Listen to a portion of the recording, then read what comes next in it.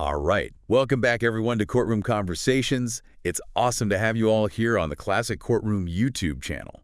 Ready to jump into some seriously fascinating legal stuff? Today, we're going to be taking a deep dive into a topic that's, well, honestly, it's pretty groundbreaking. Absolutely. So before we get started, though, make sure to hit that like button and subscribe to the channel so you don't miss out on any of our future deep dives. Belgium decriminalized sex work back in 2022. Yes, that's right. But they've recently taken things like a whole massive leap forward. They've passed a law that actually grants sex workers full labor rights. It's unprecedented, really. We're not just talking about decriminalization anymore. This law actually recognizes sex work as legitimate labor, deserving of the same protections as any other profession. Wow. It's a huge shift in perspective.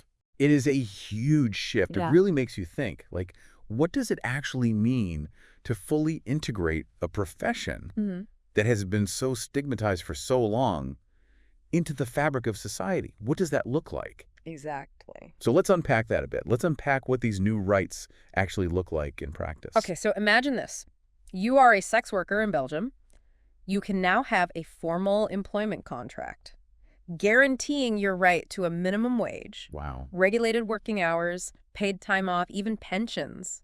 Think about the financial stability and security that this could bring. It's night and day compared to the often, precarious and exploitative conditions that so many sex workers face around the world. Absolutely, and not just in other countries. Even in places where it's legal but not regulated to this extent, it's a game changer. So it's not just about individual rights, it's also about employer accountability too, right? That's a key part of this. Anyone who wants to employ sex workers now needs to get state authorization. Yeah. They need to go through background checks, meet stringent safety standards, and provide those essential supplies like clean linens and condoms. The thing that really strikes me is the attention to detail with these safety protocols. We're talking about things like emergency buttons in workspaces and a requirement for employers to provide hygiene products. Yeah.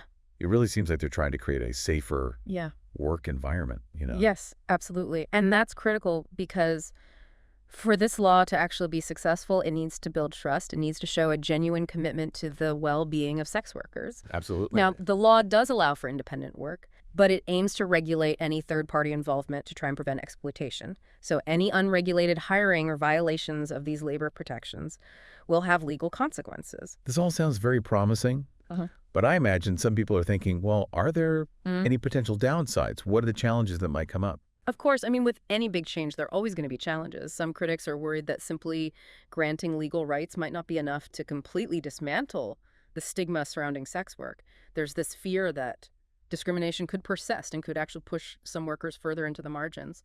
And then there are also concerns about the risks for undocumented sex workers who might be hesitant to come forward and assert their rights out of fear of repercussions. That's a really important point, and it brings up a crucial question about enforcement. How can Belgium ensure that this vulnerable population feels safe enough to report any violations or abuses? That's where training comes in. It all comes down to training. Equipping law enforcement and the judiciary with the knowledge and sensitivity to handle these cases fairly and effectively is going to be absolutely essential. If sex workers don't trust the system to protect them, then this law won't achieve what it's setting out to do. So how does Belgium's approach compare to what we see in other parts of the world where sex work is also legal, like, for example, the Netherlands or Germany? So those countries have definitely taken steps towards legalization, but their models haven't gone as far as Belgium in terms of integrating sex work into the mainstream labor market. Belgium is really setting a precedent here. It could be a model for other countries who are looking to address the complexities of sex work. It's like a fascinating social experiment, right? It is. It makes me wonder if this model, with its focus on labor rights and worker protection, could actually shift global perspectives on sex work. Did this inspire other countries to take a similar approach? I think it's possible. The ripple effects of this legislation could be far-reaching. It could lead to a global conversation about the need to recognize the rights and dignity of sex workers everywhere. It's a bold step forward, and it definitely leaves us with a lot to think about. What impact will this have on the lives of sex workers in Belgium? Could this actually pave the way for a more equitable and humane approach to sex work around the world? These are all questions that we're going to be watching unfold in the years to come. Indeed. And as always, the legal landscape continues to evolve in some really fascinating ways. Absolutely. Susan Kelly Ashford, thank you so much for your incredible insights today. It was my pleasure. And to all of you watching, thank you for joining us here on Courtroom Conversations. Don't forget to hit that like button and subscribe to the Classic Courtroom YouTube channel for more deep dives into the world of law. We'll see you next time. Keep those legal minds engaged.